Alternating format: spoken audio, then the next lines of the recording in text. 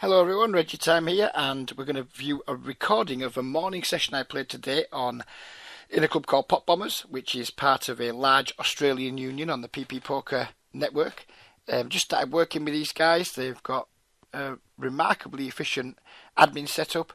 They're just very good at getting things done quickly in a timely manner, and because they're in this union, they can easily get players into some of the absolute softest games you're going to find anywhere in these clubs or anywhere in the internet. Basically, they pretty much play as soft as live games. Stakes start at 40 Aussie dollars, which is about 20 sterling, 25 US, something like that. And as you can see, we just take a quick minute to look at my HUD stats that are showing on the tables. It's not difficult to get into really good games. I typically just table start when I start sessions, just one table at a time. Wait for it to fill, start another, wait to fill, start another, till I've got my 3 tables up. That's usually a way to get to good games. Sometimes the tables that form around me aren't brilliant. I'll just leave the table and start another one. But by and large, it's a very effective method for getting into very good games very quickly. These games fill really quickly when you start them. You can open the table, sit, and within 2 or 3 minutes, usually you sat at a full table. That was certainly the case this morning when I was playing, which would have been around mid-afternoon to late afternoon Australian time, I guess. So it's a good time to play. Mornings and afternoons UK time is a good time to play. But to be fair, there's traffic 24/7 in this club, so whenever you play, you're going to be able to find games and hopefully good games. But I think what I like most about this particular club is that it's very recreational player friendly in terms of it's not rammed stuff full with highly skilled regulars like if you were playing on a mainstream site or maybe some of the other clubs that don't have as big unions, don't have as many players to draw from, where you can quite often get at tables with 3 or 4 regulars, maybe only one obvious fish, and then there's 4 or 5 of you looking to chop up one fish. And if you're one of the weaker regulars, then effectively you're like a losing player at that table. It's like the old saying goes from Super System when Dahl was talking about somebody who was like the 7th best stud player in the world and said his problem is he plays with the 6 people that are better than him every day, which makes him a losing player. And that's how a lot of players should view poker that don't. And game selection is obviously really important. I've talked about it a lot down the years, but as I'm making this video for the Potbombers guys to put on their website, they've asked me to make it a little bit more like strategy heavy. It's not going to be super heavy because I don't really like doing that too much. But we're going to talk a lot more about strategy, discuss some hands as and when they come up, give my opinion on them. But one of the key strategies for being a winning poker player is putting yourself in games that you can beat. So you're going to, in this club, you're going to get the experience of playing against some regulars, but also with some fish too. You're going to play in games that have like tables that have a mix of like player abilities on them, so you get good practice against every kind of player. You get good practice against regulars, you get good practice against fish, you get good practice at playing in games that have got a mix of fish and regulars. So it's going to help you improve at poker, improve your win rate at poker, because you're going to be playing with just softer players, which is the easiest way to reduce your win rate is playing softer games, bar none. That is easily the best way. But also, you get to earn while you learn. It's fine saying, I'm going to play 10 Zoom and I'm going to learn to be a really good regular. That's fine. No issue with that. Iron strengthens iron, or iron sharpens iron, however the fucking saying goes. But if you can earn while you learn, play against some good regulars, but also play against enough fish where you can make some money whilst you're learning and developing your game, then that can only be a good thing, surely. So I'm not going to waffle any longer. I'm going to get into the tables. There were some interesting spots during this, but we're going to play it back at as fast a speed as we can, and then just pause the video as and when the interesting spots come up. So let's see if we can make this any faster still. Go on, zooming along now. It's a 45-minute video that I recorded. Not sure how long it'll take us to get through it, but we'll go right through to the end of it, and it'll take as long as it takes. Hopefully we won't miss any spots with us going through it at warp speed. So on table 2 here, we're racing with the King Jack. If we get any action, we'll go ahead. So you can see here, I'm checking this player's stats out. He's got a 65% full to see where that looks like what I'm focusing on here. So I think with someone with a such a high fold to c-bet, I think we should be c-betting this board, even without air like King Jack, with a very high frequency. But he leads into us. So what does that tell me about this spot here? Well, if we've got a guy that's folding to a lot of c-bets, that means he's probably just check folding a lot. So when he doesn't check and he leads out, that tells me he's probably not if he check folds a high frequency, he's probably not checking too many ace X hands here. So if he's not checking them, what's he doing with them? Well, he must be betting them, you would assume. So when he leads out here, I mean, this guy's a bad player. He's playing 51-30, so he's bad aggressive. He probably just leads out whenever he's got a hand he likes and just gives up when he doesn't have a hand he likes, hence the high check fold. So I don't remember what I did here. Sometimes against some players, when they lead out like relatively small like this, like 120 into 420, I could be tempted to maybe put a little bluff raise in, thinking, well, they're only betting small, maybe it's a feel a bet, maybe they're trying to bet to find out where they are, so we'll lay a false trail, we'll tell them a false story. But against this guy who's check folding a lot, when he leads, I'm not going to respect the play because it's not a good play, but I'm going to respect the fact he's done it and give him credit for having a hand he probably wouldn't fold to a raise. So I expect to see myself fold here. I'm disappointed with myself if I don't fold. I did find the fold, and I think that's fine.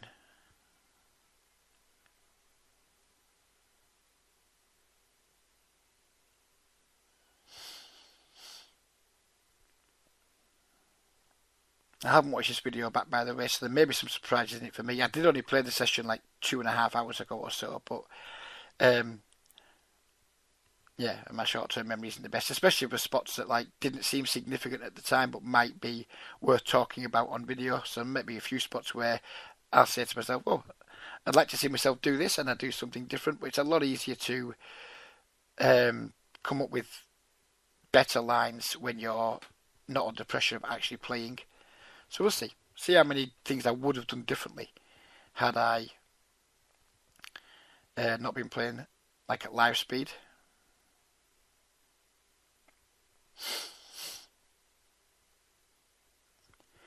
So here down on this table, we've in a limped pot, we have ace-8 in the big blind. It looks like we're going to fold here. Don't think we should. If I do, this dude's just bet half pot. He's very loose passive. He doesn't have a lot of money.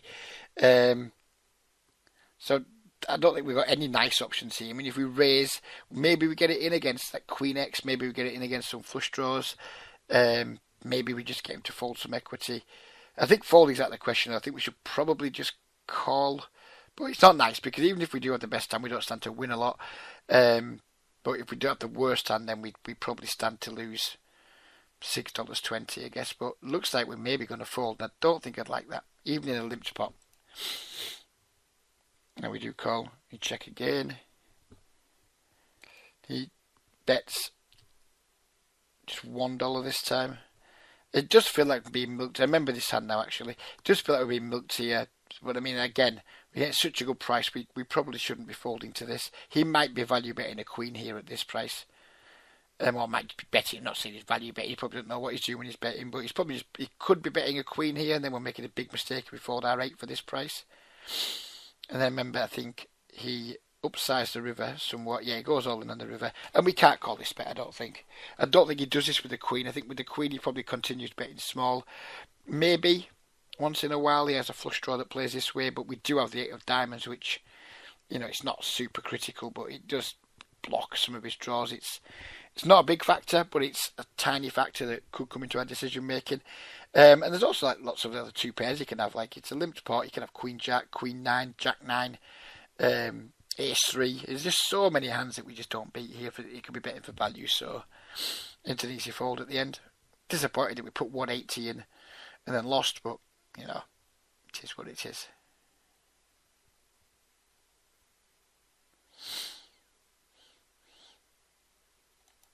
Here we have a situation with this guy who's played very loose and aggressive. He's isolated a limper. We have a very playable hand in the big blind. I don't mind calling or 3-betting here. Not sure what I do, to be honest, because I genuinely don't remember this hand at all. I think folding's probably out of the question given this guy's limped, but look at his stack size. Maybe if he was fully stacked, calling's maybe a lot more appropriate. I think maybe off this stack size, folding can be okay. Not sure how often this guy was folding to 3-bets, so I'm not sure if 3-bet's a really good option actually, because he's just going to probably call a lot, and then we're going to be left with like a moderate hand out of position to someone who's probably bad and aggressive, which is never a good situation to find yourself in. So I think my preferred options here would be probably just about fold, given his stack depth. If he had $20 plus, then call for sure. And I think 3-bet is my least favourite option, but I genuinely don't remember what I did. Oh, I just folded quite quickly. I gave it less thought at the time than I gave it there.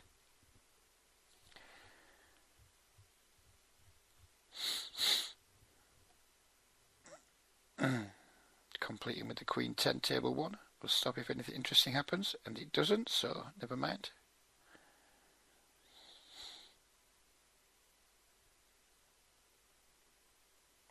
Again, I think 3-6 suited can definitely be an open with fishing blinds, or without, or with regulars in blinds. But we had this dude limping here off less than 20 blinds. We've got this maniac in the big blinds, so I think all in all, save the 3-6 for another day. 2 sevens on table 3. Pretty sure we're going to be playing this. Right, what do we want to see us do here? We've had a 23/9 min raise under the gun. So this guy's like pretty weak tight. Like probably a losing regular, you would imagine. Maybe he wins in these games because of that soft, who knows. So you've got a very loose passive guy just peeling behind. Do we want to set mine here, or do we want to squeeze? That is a question that we should be asking ourselves in these spots, because it is only a min raise. I think the problem with squeezing is that you open yourself up to a 4-bet, then you get blown off your equity, when perhaps flopping a set against someone who's only opening quite a narrow range of hands would be long-term more profitable than raising now and perhaps just like denying some equity to his overcards or what have you. So I think I prefer just calling, but we'll see what I do. Looks like I am going for the raise. Yeah, I did. Don't like it. Should squeeze there for sure. Sorry, should just call there, I think.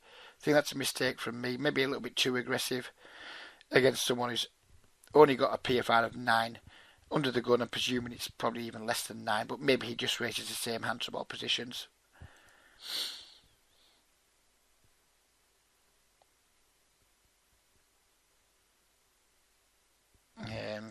But we get the 2 people had already volunteered money to the pot, and we get the cold call off the 51/2, who looks like he's got a relatively high fold to c-bet from this. Let's hope I check it. Do I check his fold to c-bet? Yes, I do. And he's got a 63% fold to c-bet. Again, in a lot of games, if you're following the Doug Polk post-flop categorization system here, this is a super standard check back. It's a crystal clear category 2 hand, which Doug Polk advises to check back, and I'm on board with all that kind of strategy, especially when you're playing in tougher games with regulars who will attack turn checkbacks, flop checkbacks with like wide parts of their range. This would be a nice hand to check back and then have a regular probe the turn. But we're not playing against good regulars here. We're playing against 51/2. Now this guy can have things like ace deuce, ace 3 that will call. He can have 5x, 4x that will call. Yeah, of course we're behind to 10x, behind to pocket 9s, pocket 8s. But on balance, I think this is just a good spot to bet. Not too big, because if we get raised, then we're just setting more money on fire. I think we can bet smallish here, fold to a raise very comfortably, bet small for value from his gut shots, from his open enders, from his ace highs that maybe have a wheel draw. Maybe even if he's got a hand like ace jack, he might peel once, or ace queen or something. This guy doesn't do a lot of raising and 3-betting, so he can have all of those hands still. So I think this is like a spot to bet small and fold to a raise. And we bet just over 1/3 pot, which is small enough for me, and he turbo folded and we picked up the pot. He reduces, we're folding to the squeeze.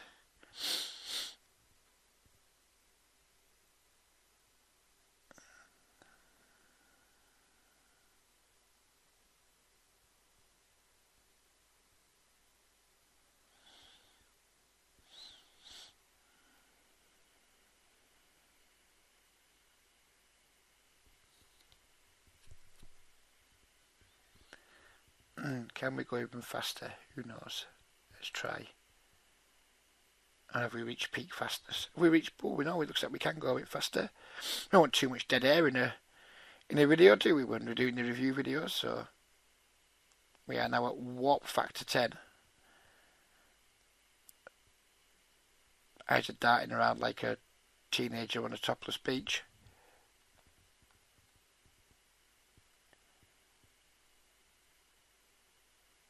Looks like we may be playing the 6-7 here, are we?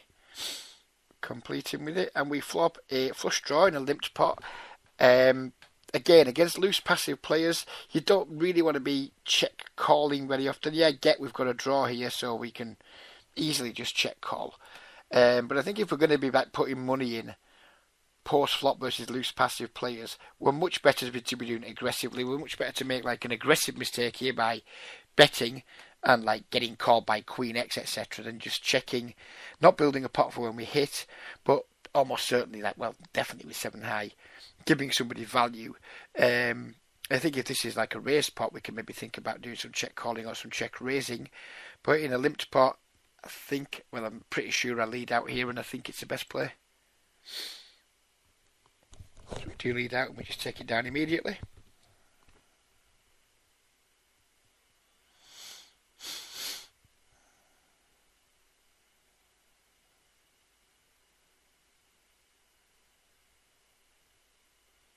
It's quite an interesting spot. I remember thinking to myself, I'm going to talk about this when I do the video. We have top pair here on a super coordinated board, and a lot of players I think will make a mistake here and lead out, just trying to like protect their top pair. And the problem is that if you lead out here and you get called, you know you're going to be in rough shape. What you're effectively doing is you're setting yourself up to build a pot that you can't defend later in the hand, because the bets are going to be like bigger because you built the pot. Say we lead out here for say half pot again or 3/4 pot. So let's say one person calls. That's going to put over $3 in the pot. There's going to be so many turns we don't like. We're not going to like a 6. We're not going to like a 7. We're not going to like a jack. We're not going to like a queen. We're not going to like a king.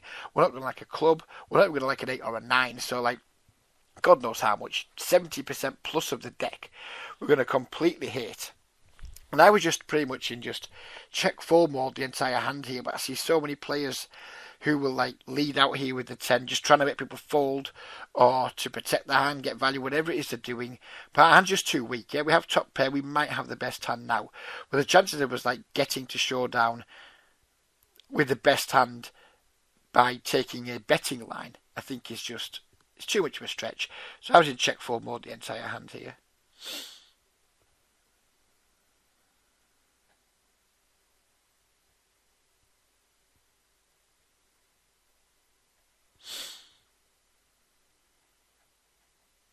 As it happens, we would never have got Jack 6 to fold there, and Jack 6 would have got there.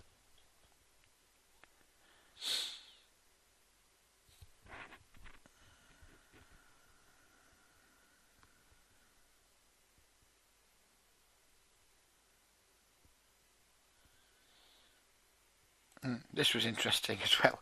We've got this manic guy who's all of a sudden decided to just like 10x it from middle position. We have ace-9 suited, and I think I look at his 4 to 3 bet, see that it's low, and decide not to. Maybe I didn't look at it. Maybe I just saw it in the HUD. I'm not sure which one of those stats is 4 to 3 bet. I think it's maybe that 39 one there. I'm not sure. Could be that one. So yeah, I decided not to. I mean, it's a really pretty hand. It's a hand we want to be 3-betting against like bad aggressive opponents, but not when they open for 10x. I think we probably just need to be a bit more circumspect than that. And we would have flopped well, but we don't get to see if we'd have got there because he just overbet jammed. We get the aces the next hand. And we flop top set. And I remember this hand too. I think I make a mistake in this hand. I think it probably turns out for the best that I make a mistake. I didn't see bet, and quite often I won't see bet top set because like what else can our opponents have for you? Like Jack 10, Jack Queen that maybe call. If they've got a set of 3s, then we're going to get the money anyway. 4-5 that may or may not call. So we've got some gut shots to defend against, but I'm willing to gamble on one of them coming in. And if we let them get there and pay them off, then it's tough shit for us, I guess. But then I'm checking to a passive player, which I don't like very much. I think maybe, if we're checking to induce plus from passive players, then maybe we need to be choosing boards that and a bit more connected that'll allow them to have more semi-bluffs in the range. So I don't really like what I did in this hand, because we checked, our opponent checked back. We turn a boat, so I just bet small. I think you should probably bet bigger at this point. I mean, what I'm trying to do with this small bet, I mean, if he's got a king, he's going to pay more. If he's got a hand like pocket sixes, pocket sevens, then he's probably not going to call anyway. So I don't like this bet size. I think here should be like crossing everything, hoping he's got a 3, or making a larger size, hope he's got the case ace or like a reasonable king, like a king queen, king jack type hand. I don't like my size, and we should go bigger for sure. But it works out fine because we do induce a raise. So then the next question for us is, do we now 3-bet, or do we just call and allow it to bluff the river too? And I think at this point, putting a 3-bet in would just make no sense whatsoever. I think we need to call, since we've basically got the board locked up, and hope he gets there, hope he's got a flush draw and gets there, or hope he's got a 3, and then just like cause our check shove on the river. So I check again. He bets. This time he sizes up to 6. So now I'm pretty confident that we're going to get paid, because like he can have some like ace queen, maybe if we're dead lucky ace 3, you can have some 3x maybe. Jack 10's now got there, flush has got there. So when he bets 6, I just think, oi, here we go, we're getting all of it. So we stick him in, and he folds. So given I don't really associate loose passive players going for thin value in those spots, I'm presuming our like unorthodox line actually did induce some bluffs. That wasn't why I took the line, but it looks like it was perhaps a positive side effect of the unorthodox, and to be frank, not very good line that I took. Don't be checking strong hands to passive players. It's a fundamental rule of poker. Against passive players with strong hands, just bet. I got a bit cute there, and luckily I wasn't punished for it.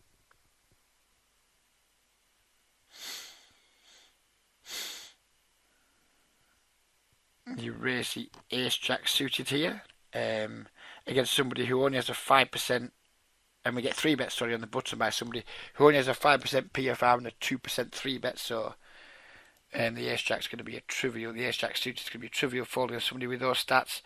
Normally, cut-off versus button, we're not going to be folding ace jack suited versus a 3-bet, but against someone who's playing 45-5 with a 2% 3-bet, and who only started the hand with like 25 big blinds, maybe 28, maybe 30, it's going to be a trivial fold, and we're not going to worry about it.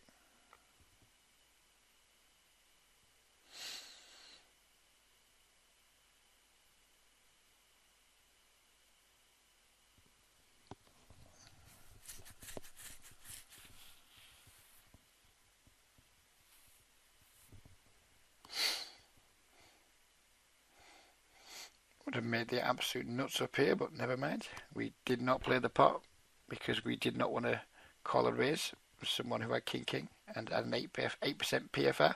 Again, you want to be playing, just pause a moment while we talk about that. He raised under the gun, we folded king jack. You want to be trying to play like cards that have good high card strength against loose passive opponents, because you're going to want to flop a lot of pairs and just make some value bets, a lot of like good top pairs and things. But when someone's playing 41-8 and they raise under the gun, and king jack off's just a miserable hand to defend, which is why we folded it. Even though we would have made the nuts, that's irrelevant. Here was the correct fold. Flop the nuts over on table 3. What size would I like to see myself go here? How many people are in the pot? It's hard to see. I think this one down here is in the pot too, isn't he? So if we do have a 4-way pot, well, it doesn't matter 3 or 4 ways. We want to go quite big here with our ace king, I think. Some 2 pairs out there, some top pairs. If someone's in there with like another king jack, king 10, that type of thing, they're never folding. So I think in this spot, it's kind of like, forget about trying to get value from weak parts of the range, like small pocket pairs and things, and just focus on trying to extract max value from their 2-pair pluses, worst flop straights, etc., top pair, top kicker type hands. I'd like to see myself go big here. To be frank, I wouldn't mind a pot size bet. I think pot is fine. Yeah, I wouldn't want to see myself go much smaller than pot here. 4.2, not super happy with that. Could have gone bigger. If we'd gone bigger, then we could have just shoved this turn. If we, instead of going 4.2, we go, say, 5, then there's an extra 160 in the pot here. So that's going to put the pot up to 1580. It's going to put your stack down to 1440. So we could just jam the turn, whereas now we've got a slight overbet. And we have to have the overbet or just go small again. And we do go small, and then we've left ourselves with like a nice half pot shove on the river, which is nice, you know, just leave a half pot shove for the river on the river for value. But if we'd done bigger on the flop, I think we could have got all the value by now anyway. So we do obviously go all in now, and our opponent snap folds. So yeah, I think if we go bigger on the flop there, we make more value for sure. Or I'm pretty sure we do anyway. We need to rewind back to this hand because it was interesting. Not sure we've gone back far enough yet, have we? Right, so now we're looking at the middle hand on table 2. We've got the 5-8. We flop a straight. It's not the nuts, but we do flop a straight. It's a limp pot again, so I elect to overbet. I think overbetting's completely fine here, but I think we can go even bigger than just 1. I think we could go €2 here and not get folds from loads of things. So I think, yeah, we made a mistake here with this bet sizing. Going small doesn't make any sense whatsoever, in my opinion. We could go for a check raise, but again, do we want to check raise up against passive players on boards like this that might check through and there's loads of really bad turn cards for us? So we've gone 1. I think we should have gone 140 at least. I think our overbet's too small. Get the call, turns the 8, which is obviously a really bad card for us now. 10x beats us. You know, but we can still get value from 2 pairs, from sets, flush draws, etc. So I go with the bet again, obviously much smaller this time because we don't have our hands nowhere near as strong. And the river comes to 10, so there's now a straight on board. I think we're just going to chop this pot an awful lot, but I don't want to chop the pot, so I elect to go all in just to try and make him fold a chop. You know, I mean, if he's called us, we like say 6, 7, or sets or anything, he might fold a chop here once in a while. And if he does, then great. I mean, if he doesn't, then we just pay rake, but never mind. I'm happy enough with the all-in. Not putting him all in. Sadly for us, he'd limped jacks and then just hit runner to have a bigger straight. So, happy with my line there. Don't think it matters what we did. If we'd have bet 2 on the pot, he'd have called. He would never have folded. So we'd have lost the maximum no matter what. It's just quite amusing the way we did it.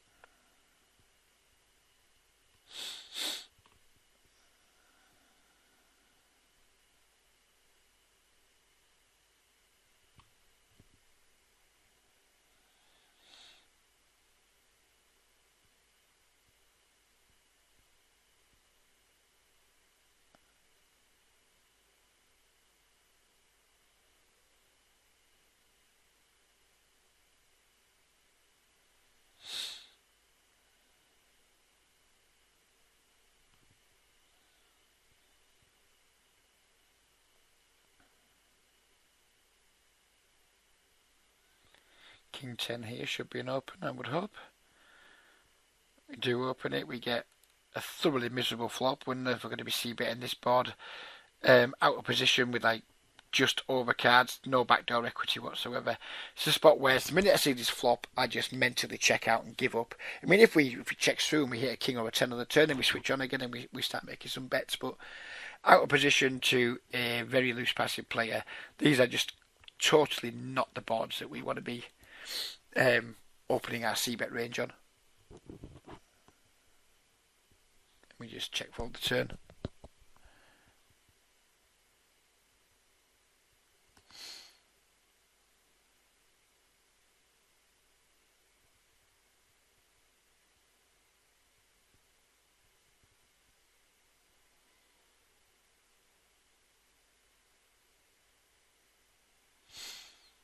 Here's queen here down table 3. We're going to be v-pipping that for sure, of course. We flop top pair. Good kicker. Against a 42-15. I think it's a very appropriate spot to bet. Again, some good turn cards for us. King's obviously fantastic. Heart's good. also some bad cards for us that might scare him, i.e. if we turn 2 pair, he might get scared or it might improve him. So it's a good board for us for now, but there's loads of shit to, unless it like runs out deuce 3 or something. There's not any super good runouts for us. I should have worded that very well, to be honest, but yeah, we should bet. Basically what I'm saying is we should bet, and we should probably bet quite big. He just fought anyway, so it's kind of a moot point.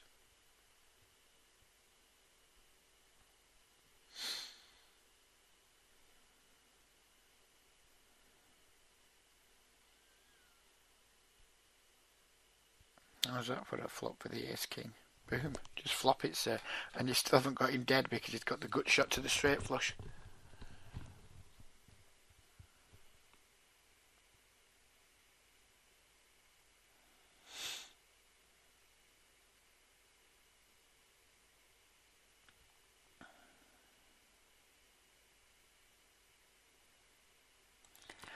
Nice 9-6-6 board here.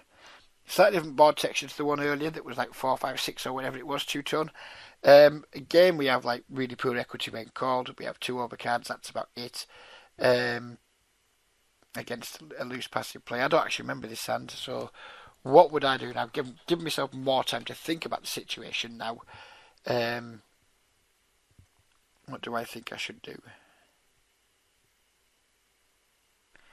Against loose passive players, we still check. They're going to check back a lot of hands that are worse. I mean, it's not good here if he's in there with like a hand like 10 jack, and we check, he bets, and we fold. That's not good. But how often do we expect loose passive players to just like start betting with 10 jack here?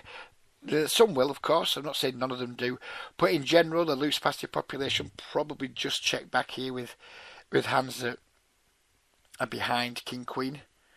So I don't think we're going to get bluffed too often. And if we are bluffed, it doesn't matter that much because we've already got king high. It's not the end of the world. But you could also just make an argument for betting and just having him fold stuff that's got equity like 10 jack, rather than having him check back and allow him to realise more of his equity, or turn that into a bluff and make us fold our equity. I think we could also make a case for stabbing here. If we are going to stab, I think small's the way to go. Like 140, something like that. So I'm happy with like a small bet or a check here. I think both are okay. Big bet isn't good. I think we're kind of obliged to bet that turn. I do remember this hand now, and I remember thinking at the time, I really don't like having to bet this because it will have a lot of ace highs in his checking back range. So it felt like it's a spot where I had to bet, but I felt not good about it. But you've got to do what you've got to do. So I did put a bet in, and our opponent called, and then the river, I've just given up at this point. I think he can have some like 9x that was pot controlling flop, some ace-x that didn't want to raise, some like pocket 5s, pocket 7s, that type of thing that maybe folds on the river if we bet, maybe doesn't fold. Who knows? But yeah, pretty much I'm not putting any more money in the pot. Our opponent checks back, and somehow we fucking win, which at the time I enjoyed, and upon review, I can confirm I still enjoy it. Kind of backs up the theory of we shouldn't be paying these guys off, because we took an incredibly weak line there, or relatively weak line, and he decided not to bluff us on the river when we showed weakness, which does suggest to me that he probably only bets when he's got like a really strong hand or a relatively strong hand.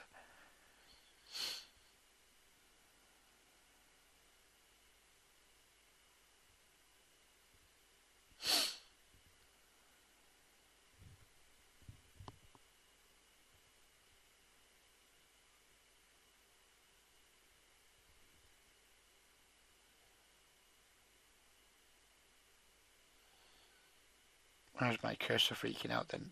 I waved it around to like indicate something to myself. What was it? Ah, yes, it was his hand. To demonstrate how bad some of the regulars are. So we've got a 42/1 here. Min raising under the gun. And we have a probably not good regular in the blinds, 21/13. So not terrible, but not good either. He's also got like the VIP that I've got with the hood, so he'll know this guy's a 42/1. and then he check shoves against his rather strong range.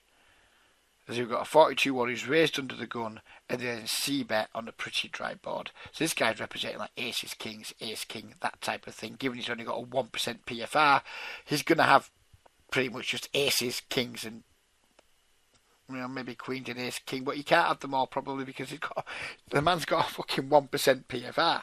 So I mean, yeah, unless this guy's got a set, which spoiler alert, you might have already seen it, he doesn't have. He plays his hand fucking horrendously, basically. So he gets it all in, and he's called the min raise under the gun with king 4 off. That's fucking horrendous anyway. And then he's check shoved on someone who's representing a hugely strong hand with just top pair shit kicker. I mean, maybe he's just sat there thinking, fuck my life, I've locked top pair against the net and didn't get there. But this guy's going to have aces, kings, ace, king.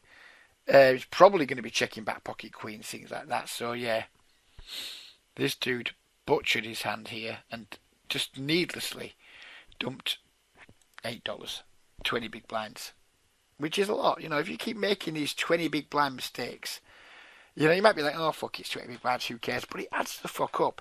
If you're winning at, say, 6 big blinds 100 in these games, and you should be winning at more than 6 blinds 100, to be frank, because of that stuff. But imagine you are winning at 6 blinds 100, and it takes you in these clubs maybe half an hour to play 100 hands. Maybe we'll be generous, say 20 minutes to play 100 hands, and it takes longer, but we say 20 minutes for to make sure you'll be on the generous side, and you just spunk 20 big blinds off. Well, that's based on your 6 big blind 100 win rate. That's an hour and a bit that you just lost. You've just thrown an hour and a half's work away there through spunking that money off. And it's really important. It's why people don't make the progress they should make. It's why people don't have the win rates they should have. It's why people tilt. It's all of these things, these little sloppy small errors that started with a bad defend pre with the king 4, and then a bad decision to check raise all in on the flop when you're only getting called by a better hand. And then you just write it up like, 20 big blinds, who cares? It's only $8, who cares? But it adds up. If you make 10 of those mistakes a week, that's 2 buy-ins. Over the course of a year, that's, 104 buy-ins at 40 and L. So it's at $4,000 you're costing yourself over the course of a year on mistakes that you just write off as, who cares? It's only $8. If you do make the mistake, stop. Do stop doing it. Do yourself a favour. Increase your win rate by stopping being sloppy, versus, relatively face-up players. You can see here we're starting another table over on table 1. We didn't like the look of how the previous table 1 had gone, so we're just going to come off it and start a fresh one.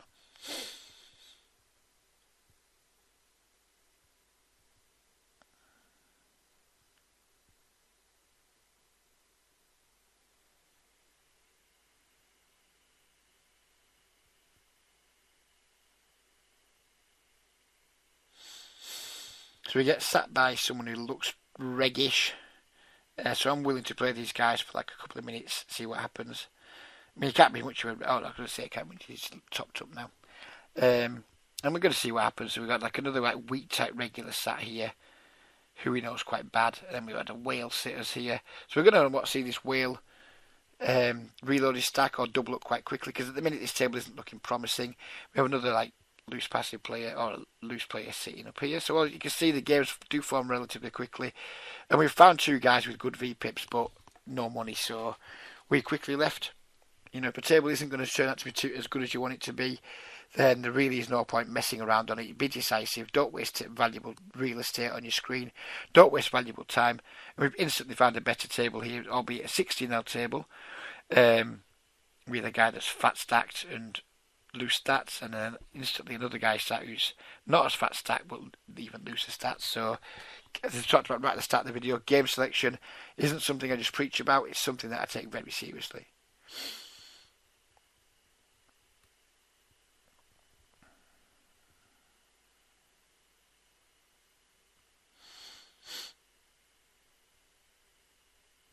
Interesting that a regular that was sat has just quit. Doesn't make sense, does it? Unless he's finished his session. But yeah. regular sits, gets a good table, quits. Don't do that. Don't do that. If you get good tables, if you have like a good seat on, like he had a seat here, so you got position on this dude and like reasonable position on this dude, and he just like, yeah, you know what, fuck it, can't be asked. You're not going to make money doing that. You know, you get good tables, you need to grind them for as long as it's humanly possible. Obviously, if you have somewhere to go, somewhere to be, or something happens that makes you need to stop playing, then that's just one of those things. But you shouldn't be stopping playing those tables through choice. Here we remember this hand too against this player. He's got a pretty high c-bet. We defended the Queen 10 suited blind versus blind. And somebody who's kind of like probably a bad regular 28/14. So he's got a big gap between his VP and his PFR. And a relatively high c-bet at 60%. So we called. Turn comes a king. And he upsizes. But I think, you know, if he's anywhere near decent, the king's a good card for him to continue bluffing on. My plan here was to call here and then maybe fold rivers, or if he checked, maybe think about turning a hand into a bluff. What an issue. I didn't like the spot. All of a sudden we got second pair versus someone whose stats are a little bit contradictory. The 28/14 leads me to believe he's probably quite passive. If you've got a gap as large as that between your VP and PFR, typically means you're quite a passive player. But we've got a passive player who's raised from the small blind and has now double barreled on a relatively dry board. We do block some Queen Jack, Ace Queen, stuff like that. So we block some of his bluffs, which isn't good. But I still think maybe it's too soon to fold. And the river comes and he bets what looks like a really value sizing. And I go in the tank here. Not because I'm thinking of calling. I'm not thinking of calling. I'm thinking here of, can I credibly represent any strong hands here? Like, I'm thinking like maybe a 9-7 or, I mean, yeah, 9-7 basically, isn't it? I think I've probably raised sets before now. Certainly raised two pairs before now. But I was in the tank just like trying to think, you know, how many like value hands do I have here that want to raise this river if I want to bluff here? And I figured out I didn't have anywhere near enough value hands to justify bluffing there. So I didn't, basically.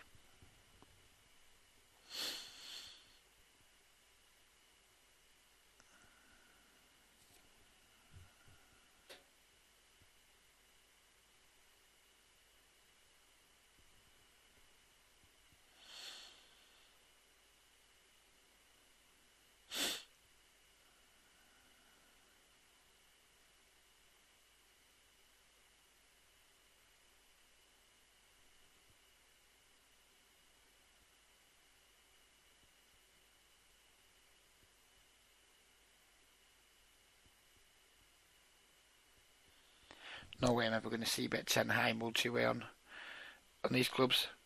It's not going to be something on my to-do list ever.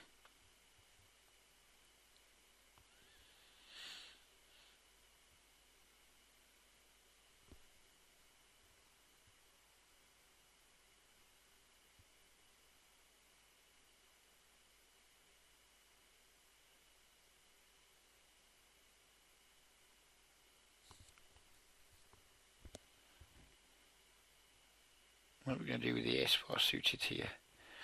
Let's rewind back, because I did a bit of waggling with my mouse, so there must be a reason for that. Fold to 3-bet 22%, so I'd already noticed that, which is why I didn't 3-bet the ace-4 suited, which I think against a 50-23, you know, you maybe want to be 3-betting quite frequently against these guys, but with hands that have like, they're going to call a lot. So you would need hands that are going to do well at showdown. Ace-4 suited. I mean, we're going to be super depolarized 3-betting this guy here. We're going to be 3-betting like probably pocket 7s, pocket 8s plus. Big suited aces like Ace King, Ace Queen, Ace Jack suited. Maybe stuff like King Queen suited too. I think Ace-4 suited probably falls slightly better into a calling range than it does 3-betting range versus this player. I mean, I'm hoping to. Other people suggesting maybe not, but it feels like more like if we 3-bet ace-4 suited here, we're kind of 3-bet bluffing, whereas if we 3-bet all high card combinations. We can probably call some 4-bets given how deep we are. We were 3-bet here to say 4.5, and he makes it 11 or something. We can defend a lot of hands versus him because he's so manic. Ace 4 wouldn't be one of the hands that I would want to defend in that spot though.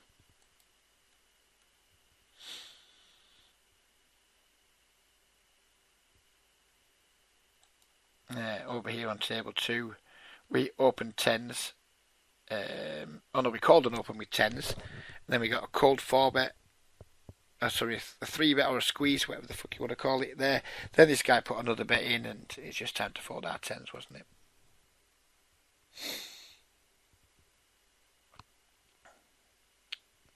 We called the flop C-bet with the king 4 when we have top pair. Not much else going on, but we can't just go folding one pair to one C-bet when we have position. I mean, it's going to be times when he's just going to check turns and allow us to try and take the pot away. Or sometimes we're going to hit an ace or a 4 and improve. As played, we should just fold here now, I think. Calling seems excessive, and we did just fold.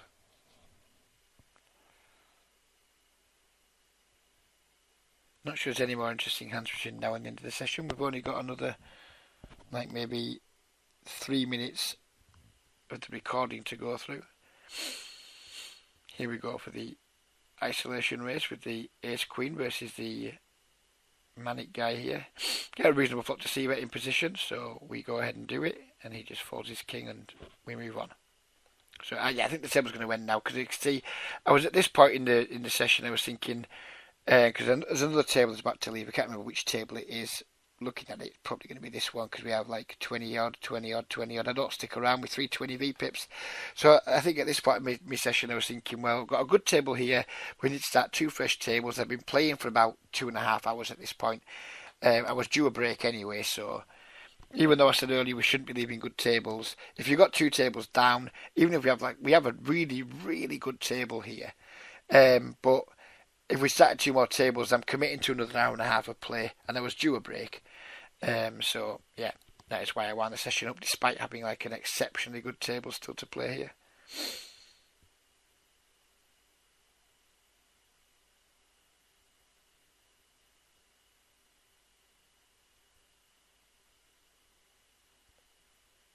Yeah, so anyway, I know nothing more interesting happens. It's just like winding the session up with nothing more interesting to go. So I hope you've enjoyed this video format. I've enjoyed doing it. I think it's better than just me choosing hands to review that ultimately just end up being a succession of coolers, bad beats, suckouts, that type of thing, and not that interesting. I think if we're going to do review videos, which I'm thinking about doing going forward, doing it in this format is much better than just reviewing individual hands that at the time when you tagged him you think, oh, that was quite interesting, that when you come back and look at it, it's like, well, actually it wasn't, because a lot of the time big pots aren't that interesting. They're just hands that play themselves, whereas we've discussed a lot more decent discussion in this video with a lot of smaller pots, which typically will generate a few more things to discuss, I guess, and a few more like strategical nuances you can add to your game. You can critique my game, etc. So yeah, I hope you guys have enjoyed it. I've certainly enjoyed making it.